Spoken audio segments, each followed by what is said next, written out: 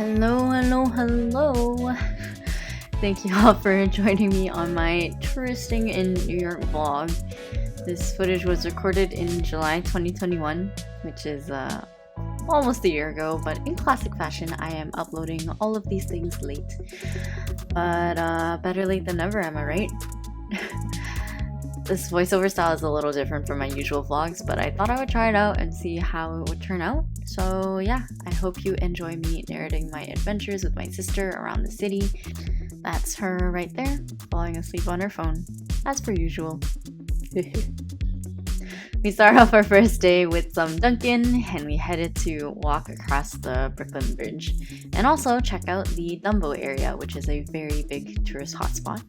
And if you didn't know, that stands for Down Under the Manhattan Bridge Overpass, not the flying elephant. This day was extremely hot, and we made sure to pack all the water that we could, and we definitely needed it because it's around a 30 to 40 minute walk. The other thing we definitely needed was sunscreen, which we made sure to reapply whenever we could because no melanoma, am I right? So here we are starting off our walk. We have the skyline on the Manhattan side, and we were even able to catch a glimpse of the Statue of Liberty. Honestly, if the day wasn't so hot, it would have been a much more enjoyable walk. It was kind of death walking it in that sort of temperature.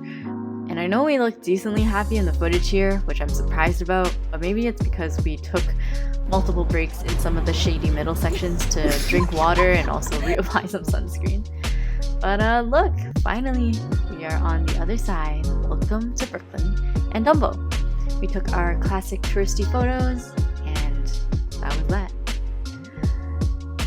Back on the subway, and we headed over to the World Trade Center, which is the iconic white building which you see a lot in people's New York vacation photos. We once again took more of a breather here because of the extreme heat outside.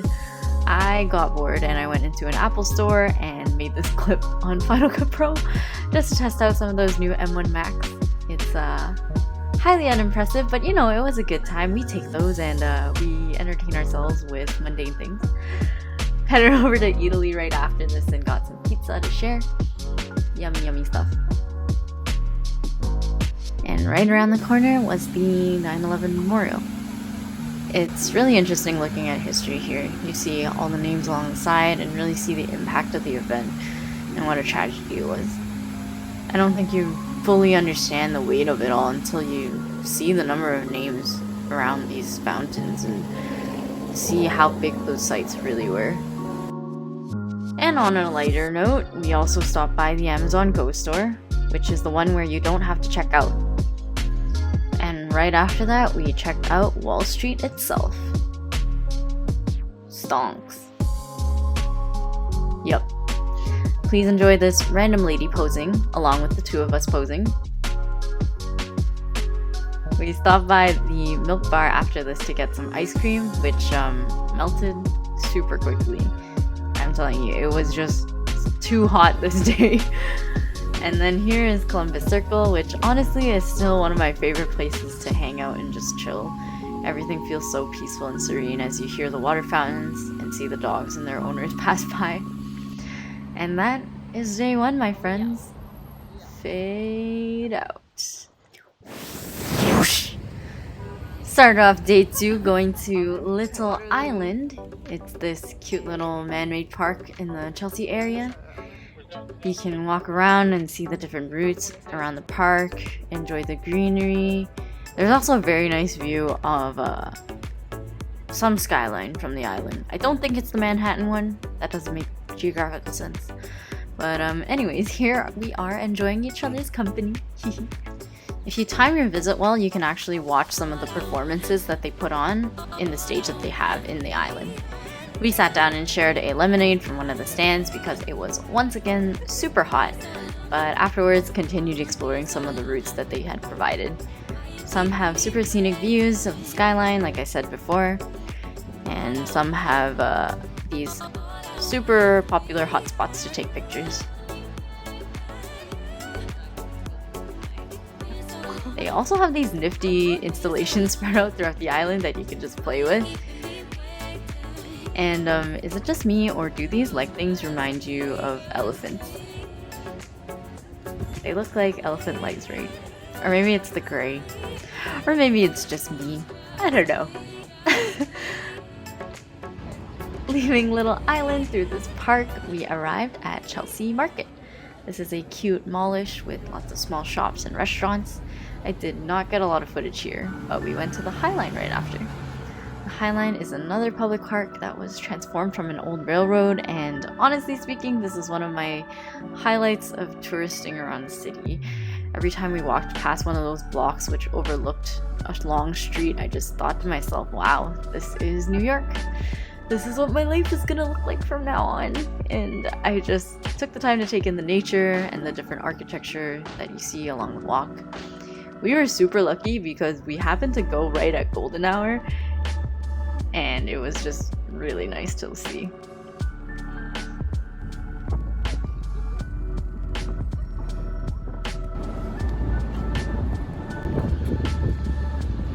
Here are some of the trains at Hudson Yards, and also the vessel. We went into the bougie mall right next to Hudson Yards and went to the classic, the one and only Uniqlo. But not long after that, we headed back into the MTA to grab dinner in Ktown. The place that we went to, it was called Anytime, which used to be a Korean tapas bar-ish place. And here is some of the food that we ordered. Last stop of the night was to grab some mini taiyaki from Food Gallery. These are super cute and super yummy. They're just small fish pastries filled with custard. One last view of New York at night. And also mask mandates on the subway, which still exist. This water was definitely some sort of foreshadowing. A very wet ending to a second day in New York, I must say. But you know, we got home. Just a little wet. The forecast for day 3 told us that it was gonna rain the whole day. So we thought, what better way to spend a rainy day than in a museum? The sad part of it was that it didn't end up raining in the entirety that we spent at the Moma, but it started raining right after we left the Moma. Kind of ironic, but anyways, I am no art master here. I have no commentary for these art pieces, so I'ma just let y'all enjoy. And if you hate art, then just skip forward because there's more.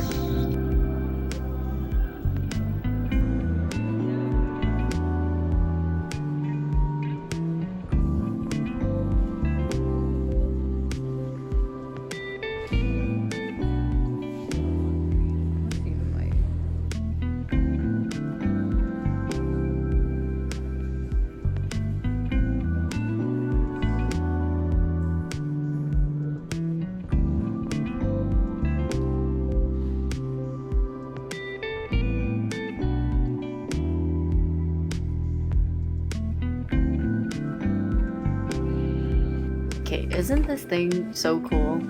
It turns on by magnetism. Like, what? Cool stuff. Anyways, like I said earlier, it started raining right after we left the MoMA. But amidst the rain, we still checked out NBC Studios briefly, and we also headed over to the Times Square area.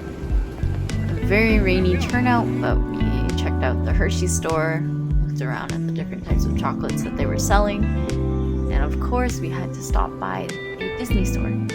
The decor in the shop was super nice.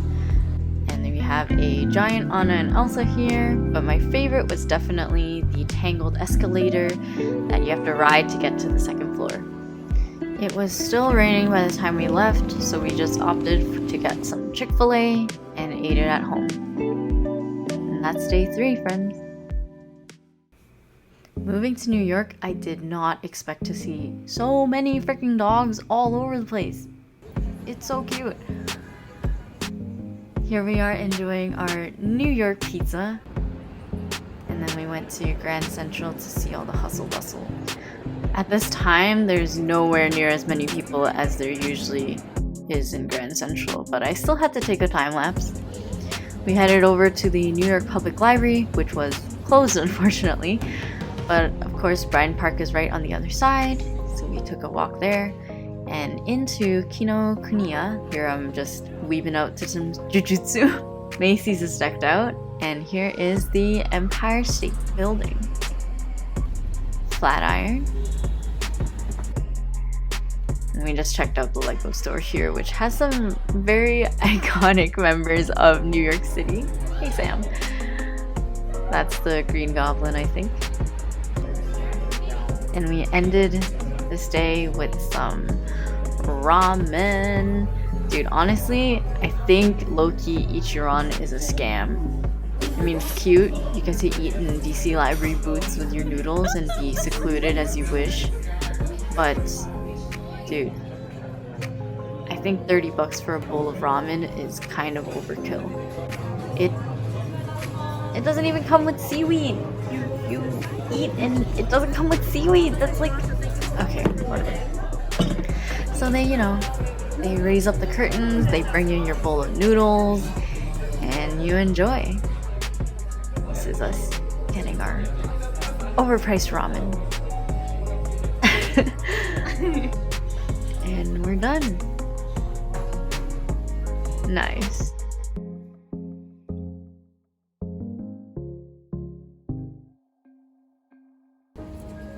Last day. Here we are at Chinatown Ice Cream Factory. This place has really cool flavors and I definitely recommend, but make sure you bring cash. Sam was also heading off to the airport today, so I just spent the rest of the day with some of her friends who were in town. Instead of walking the Brooklyn Bridge, this time we walked the Manhattan Bridge, which is objectively worse. Oh my goodness. This bridge has so many trains running up and down it all the time. If you're gonna cross a bridge to look at the skyline, do not take the Manhattan Bridge. Just go basic and go for the Brooklyn Bridge. There's a reason why people take it. In the morning, we also queued for the Harry Potter New York store, and after a couple hours of queuing in the virtual line, we got in. I am not a huge Harry Potter fan, but it was really cool seeing the store in its entirety. There's this wand game thingy that they have where if you hold one of the wands, the associated owner will appear, and so will a scene from the movie. Cool. Okay, so who knows what's about to happen in this scene? You know what's gonna happen? The car crashes into the woman. Oh no! If you hold certain wands at certain times, you'll also trigger certain cutscenes to appear on this globe, and that's why the Whomping Below is showing on the screen right now. Of course, you can't have Harry Potter without butterbeer. And in general, the decor here is just super fancy and super immersive. I filmed a lot of this stuff, but honestly, I don't know most of the references. This was a cool campfire thingy. This was a cool, expensive thingy. If you're a fan of Harry Potter, I would definitely recommend this. But just make sure you get into the queue somewhat early because last time I checked, there's usually a 3 or 4 hour wait.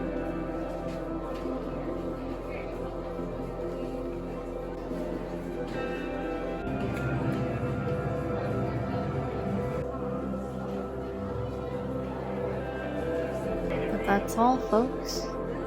That's the conclusion of Wizarding World. And I don't know how this happens, but I always forget to film outros, so anyways, thank you for joining me on my touristing adventure.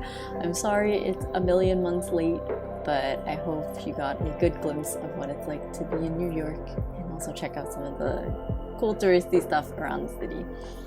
Thanks, bye y'all.